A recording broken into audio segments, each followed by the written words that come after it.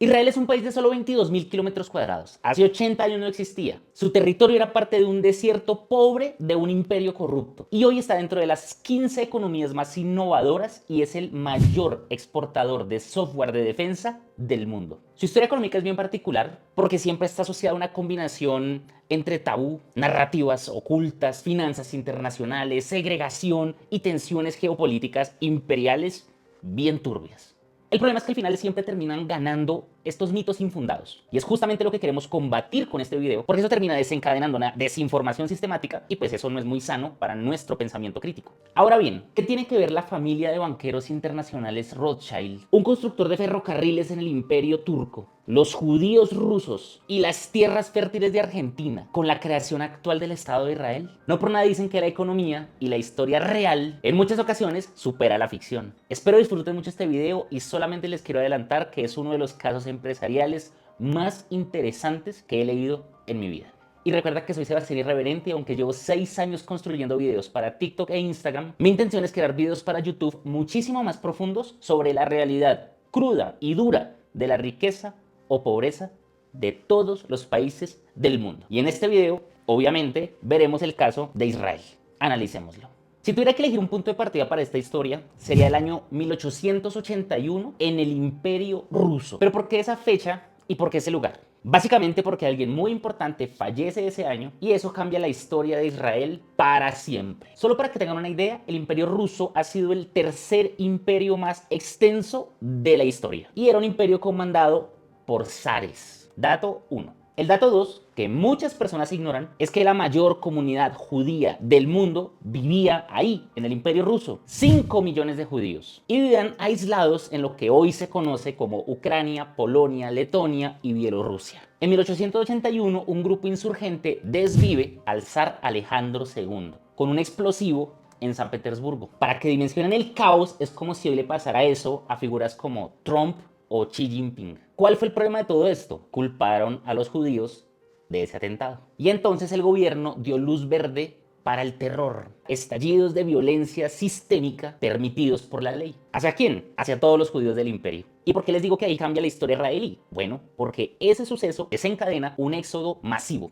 2 millones de judíos aproximadamente huyeron de Rusia. La gran mayoría buscó paz y empleo en Estados Unidos, los que tenían los recursos para hacerlo, pero hubo una minoría que no solamente decidió huir y ya, quiso romper con Europa para siempre y volver a sus raíces. Y para ellos, sus raíces, su tierra natal, era Palestina. Temas densos, pero tenemos que ser profesionales. En esta historia, dos grupos fueron claves en este inicio. El primero es Israel Belkin y todo el movimiento Bilu que desarrolló en Rusia. Bilu son siglas bíblicas que dicen casa de Jacobo, vámonos. Y ellos eran la élite intelectual judía viviendo en el imperio ruso. Estudiantes universitarios que leían a Tolstoy y tomaron la decisión ideológica de cambiar las aulas por el desierto. Y el segundo grupo fueron 10 familias de Yarkov, una ciudad de la hoy Ucrania, que pusieron el capital para fundar Rishon LeZion, la primera colonia judía exitosa en Palestina. Esta colonia tenía unas 335 hectáreas de extensión y quedaba solamente como a 12 kilómetros de la actual ciudad de Jaffa. Y quédense con este nombre porque aquí es donde el sueño se choca con realidades económicas. Y le digo que me esperen un momento porque antes es importante hacer 4 aclaraciones rápidas. La primera es que estos colonos habían vivido los últimos 1000 años en Europa del Este, o sea, técnicamente pues eran rusos. La segunda aclaración es que ninguno hablaba hebreo. Hebreo era una lengua muerta como lo es el latín. Hablaban yiddish y ruso. La tercera es que viéndolo históricamente, esa colonización a Palestina no fue un capricho de por sí. Fue una consecuencia de los nacionalismos europeos de la época. Esto y el creciente prejuicio por los judíos en Europa les enseñó que si no tienes un territorio ligado a una nación, no eres absolutamente nadie. Esa era la creencia de la minoría ideologizada que decidió irse a Palestina. Y la cuarta es que fue un movimiento en su mayoría secular, no eran religiosos. Y con esas aclaraciones, listo, llegan estos primeros colonos a Palestina.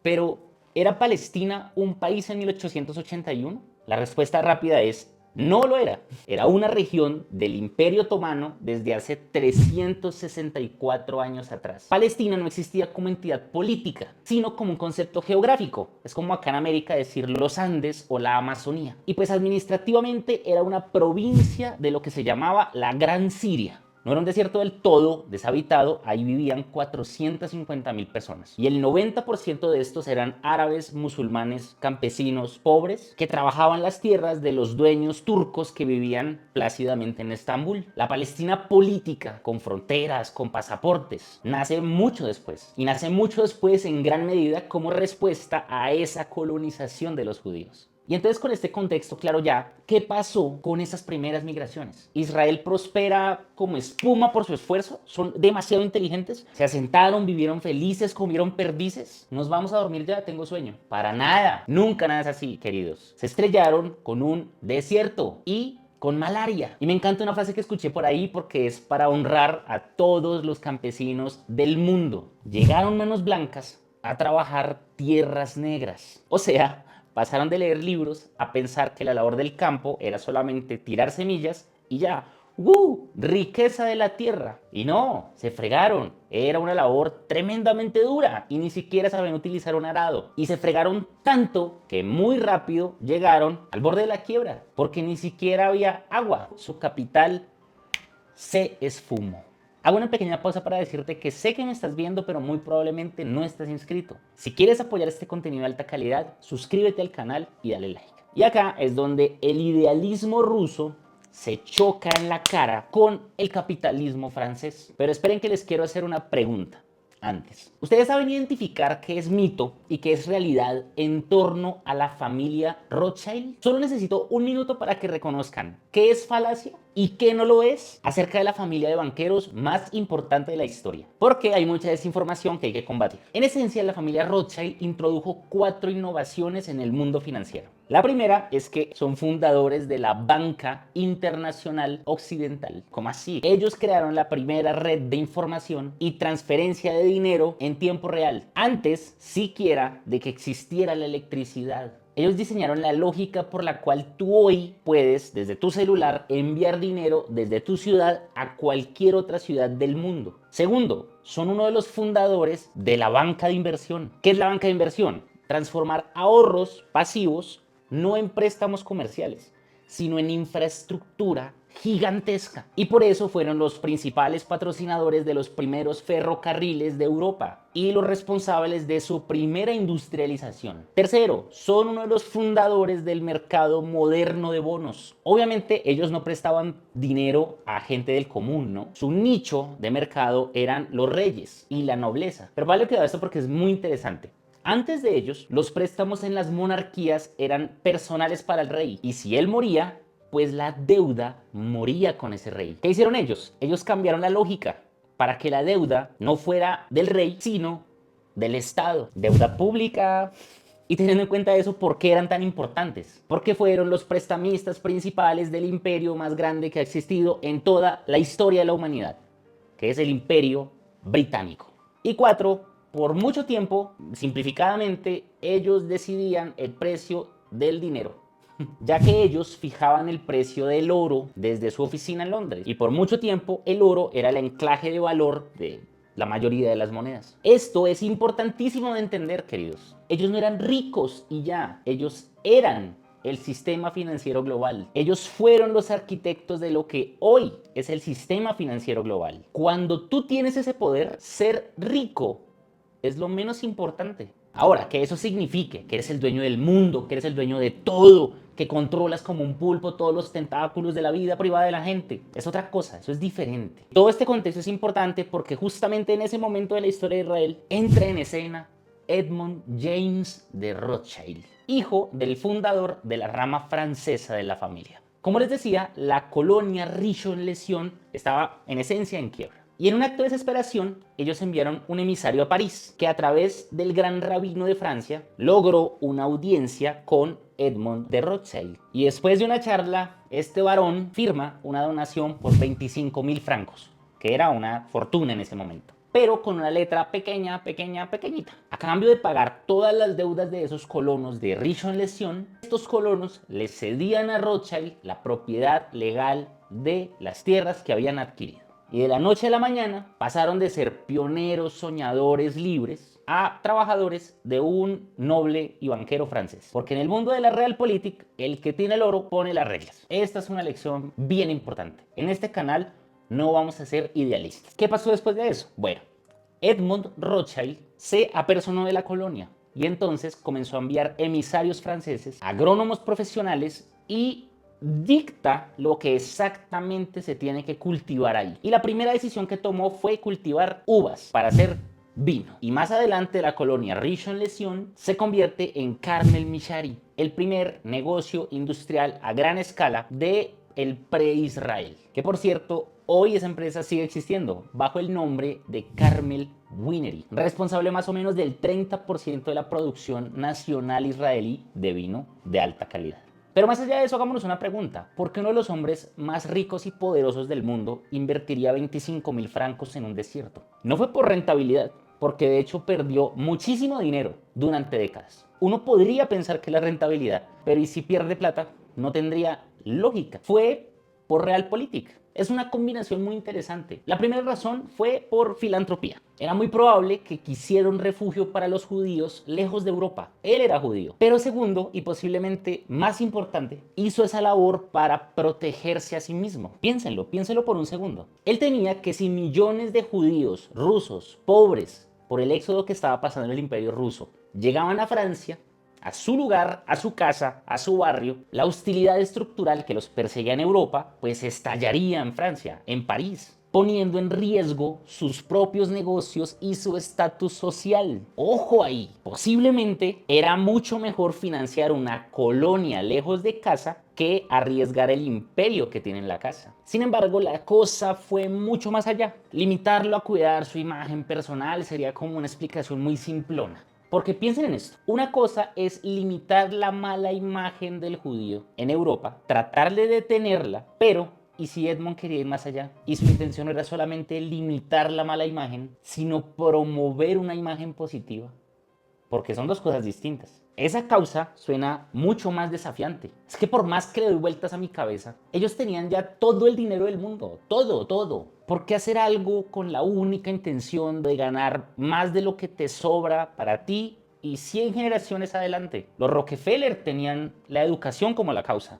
Los Carnegie tenían las bibliotecas como la causa. Y si su causa era ser el protector de su pueblo, ser el príncipe moderno de los judíos, que ayudaría a cambiar la percepción global que ellos tenían como simples prestamistas. Porque piénsalo por un momento, ¿qué hace un prestamista? Pues nada productivo. Vive del capital de otros, vive del trabajo de otros. Y el judío era visto así, o es visto así, no me corresponde hacer juicios a mí. Entonces el problema es que ellos tenían un estigma de productividad. ¿Cómo cambias eso? Pues a Rothschild se le ocurrió algo, cambiando su naturaleza ocupacional. ¿Y cómo cambias la naturaleza ocupacional? Pues poniéndolos masivamente a trabajar en la tierra, demostrando que el judío no solamente tenía capacidades para ser un prestamista, sino también para ser un campesino rudo, fuerte, autosuficiente. Si lograba eso, podía quitar el principal argumento del prejuicio a los judíos. Es ingeniería social a niveles demenciales. Y bueno, ser uno de los hombres más ricos y poderosos del mundo, supongo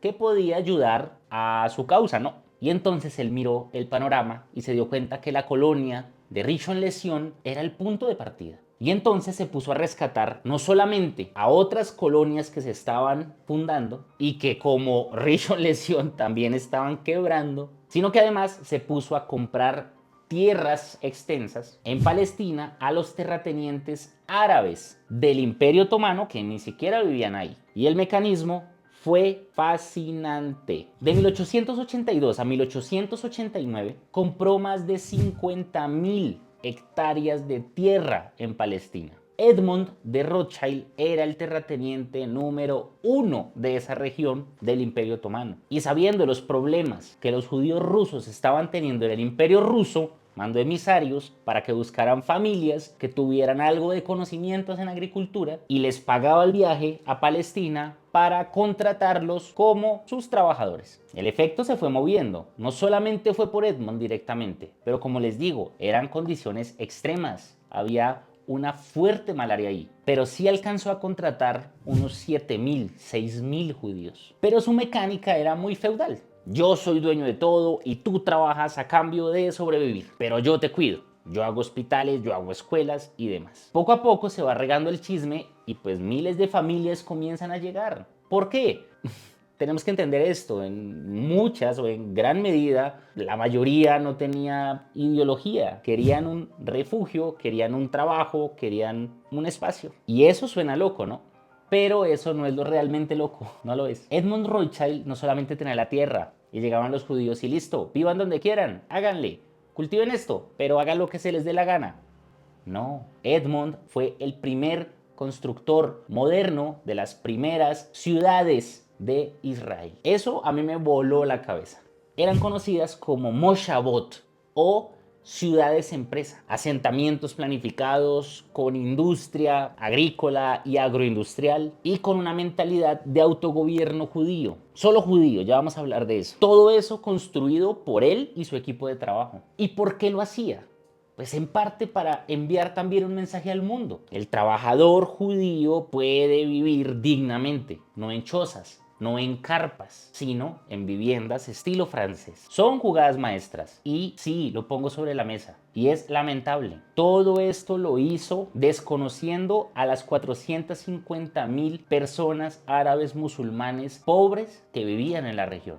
Así funciona la historia y la historia es muy dura. Edmond Rothschild construyó los primeros cimientos para que 60 años después Israel pudiera declarar la independencia. Para que se hagan una idea de lo loco que es esto, para el año 1900 los Rothschild invirtieron aproximadamente 7 millones de libras esterlinas de la época, que era mucho más que presupuestos completos de estados europeos, invertidos en un desierto. Y esas ciudades existen hoy todavía, algunas. Para darles un ejemplo, Rishon LeZion no era solo el nombre de esa primera colonia. De hecho, es el nombre actual de la cuarta ciudad más poblada de Israel, muy cerca a Tel Aviv. Zion Yaakov, otra. Rosh Pina, otra. Masket Batia, otra. Todas estas fueron fundadas y construidas por Edmond Rothschild. Después de eso todo fue exitoso, después de eso todo funcionó y espontáneamente se organizaron, se autogestionaron y todo.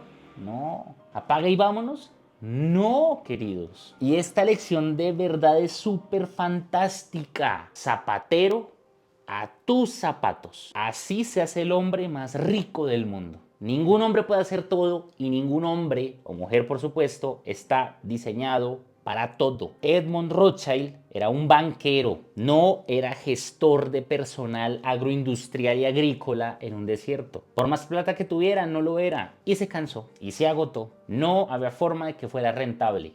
No había forma de que fuera organizado. No pudo. Él prácticamente subsidiaba esas colonias. Su modelo de servidumbre no funcionó, ni siquiera le dejaba plata a él. Si él dejaba de dar plata, todo eso que estaba creando se colapsaría. Y acá entra algo fantástico. Si algunos argentinos se preguntan por qué el presidente Javier Milei es tan afín y tan defensor con los judíos, la respuesta real está en el nombre de una de las provincias de Buenos Aires. Algunos hispanoamericanos nos preguntamos ¿por qué? ¿Por qué esa conexión tan grande entre el argentino y el judío? Si Israel queda tan lejos, si supuestamente están los dos en realidades y en continentes completamente diferentes. El detalle es que antes de que existiera Israel, una de las colonias judías más grandes del mundo se estaban desarrollando en la Pampa Argentina. Y muchos ideólogos judíos querían que Argentina, en vez de Palestina, porque tenía una descarga histórica pesada, fuera el lugar donde el pueblo judío se asentara. Esto no es conspiración, esto es historia. Esas colonias hoy son pueblos históricos de Argentina. Y solo para dar un ejemplo, está Moisésville, Besa Bilbaso,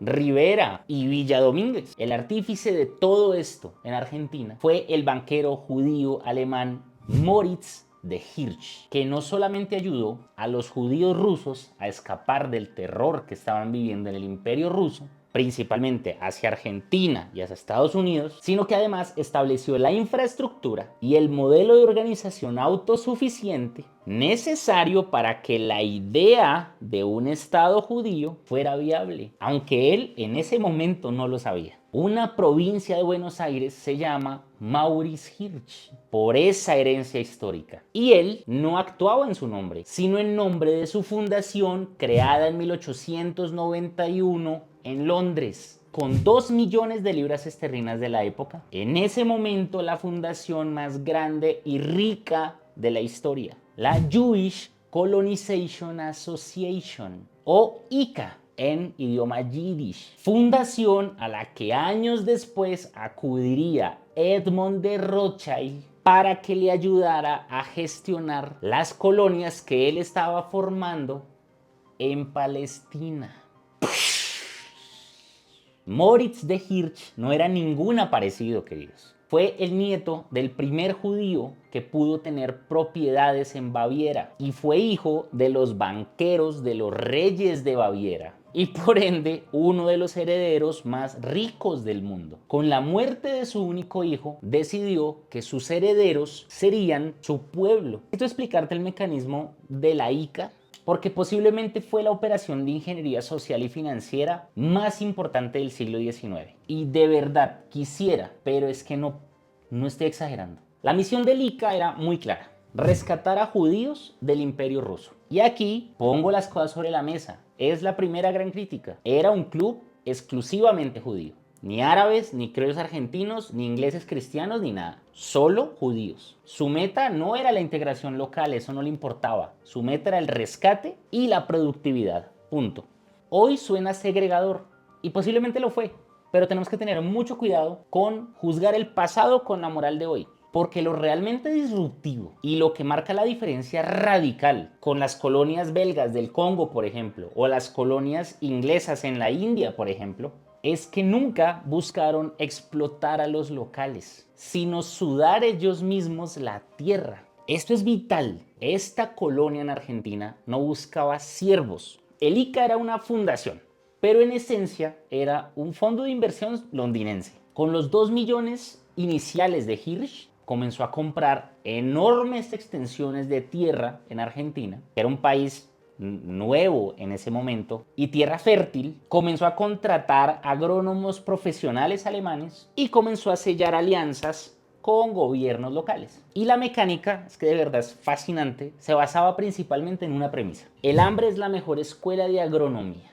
Iban al Imperio Ruso porque tenían contactos con el Ministerio del Interior de los zares y no buscaban expertos, buscaban familias judías rusas, numerosas, sanas y sin vicios. Si pasaban esas familias el filtro y la entrevista, el ICA te llevaba a Argentina. Tras una cuarentena de entrenamiento agrícola con disciplina militar, recibías como el kit de inicio. Te daban de 50 a 150 hectáreas de tierra, herramientas, bueyes y semillas. Pero ojo, esto no era una democracia, por supuesto. Cultivabas lo que te ordenaban, porque el ICA ya había asegurado esa venta de sus cultivos en el exterior. Pero aquí es donde radica la magia y la diferencia con el modelo feudal de Edmond Rothschild en Palestina. Los judíos que llegaban a Argentina no eran siervos, eran socios deudores. Todo lo que el ICA le daba al judío era un crédito a 30 años a largo plazo con tasas de interés muy bajas, 3 o 4 o 5% anual, que tenías que ir pagando con la cosecha que producías. Si tú fallabas afuera,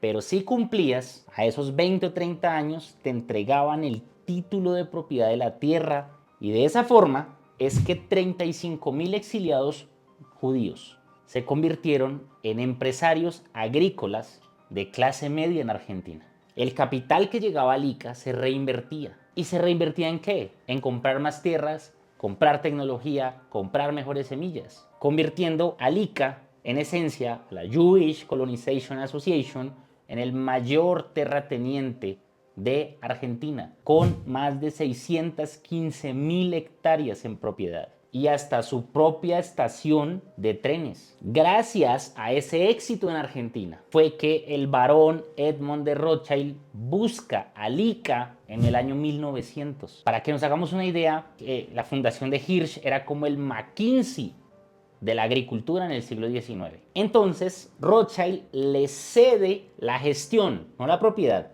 la gestión de las tierras al ICA, y en los siguientes años el ICA no solo duplicó prácticamente esas 50.000 hectáreas iniciales, sino que activó la máquina de productividad en Palestina. Y el sueño de Rothschild se comenzó a cumplir, que era cambiar la percepción de que el judío no era prestamista, sino que puede ser un trabajador fuerte, un proletario funcional como cualquier otro ciudadano del mundo. Pero, irónicamente, y esto lo tengo que decir, ese sudor, ese trabajo, necesitó del capital y del oro de los grandes banqueros internacionales judíos para existir, porque sin oro los sueños no caminan, y sin poder tampoco. ¿Creen que es coincidencia que Nathan Mayer Rothschild o Lord Rothschild, el primo inglés de Edmond Rothschild, que era la rama francesa, Big Boss, el gran jefe financiero de Londres, que era el centro del mundo financiero, estuviera en la junta del ICA desde el inicio? ¿Creen que es coincidencia? ¿Creen que sin poder y sin oro se pueden hacer las cosas? No. Lord Rothschild, el primo de Edmond Rothschild, era el músculo político ante el Imperio Británico. Fue el primer judío que accedió a la Cámara de los Lores en Inglaterra y fue el banquero principal del Imperio Británico. Esa figura era la pieza final de este primer rompecabezas. Él articula, su primo francés paga y Maurice Hirsch ejecuta con precisión alemana. ¿Pero por qué va a ser tan importante esta figura política? Bueno, porque había un problema que ni todo el oro de los Rothschild podía resolver. Legalmente, esas tierras en Palestina solo eran granjas privadas en territorio de un sultán otomano que podía de facto expulsarlos en el momento que él quisiera. Ellos tenían la tierra, ya tenían el modelo y tenían el dinero, pero no tenían el país. Y entonces estalla la Primera Guerra Mundial. No solamente el conflicto por el cual el Imperio Otomano desaparece, sino por el que Inglaterra, el Imperio Británico y Francia se apoderan de esa región legalmente, lo que cambiaría el tablero económico y político mundial para siempre. Ahora, esas tierras le pertenecían a un imperio en el que sí podías influir si eras un Rothschild. Y por eso es tan vital en esta historia la figura de Theodor Herzl, el padre ideólogo del Estado de Israel. Quiero que se preparen para la política de altísimo nivel. Hasta este momento nadie imaginaba que se podía concebir un Estado a excepción de él, de Theodor Herzl. Pero no eran ya locuras, porque ya existía una base demográfica y económica y organizacional, base al menos, como para que el hecho de concebir esa idea ya no sonara 100% ridícula. Ya habían judíos trabajando en Palestina por miles, estaban comenzando a ser autosustentables, tenían detrás el poder financiero europeo y habían implementado sistemas de organización y optimización alemana. Y si al final terminaron enfocándose en Palestina y no en Argentina, fue por marketing político y lógica económica. Argentina no tiene misticismo religioso, la región de Palestina sí. Y eso podía mover millones y millones y millones en donaciones.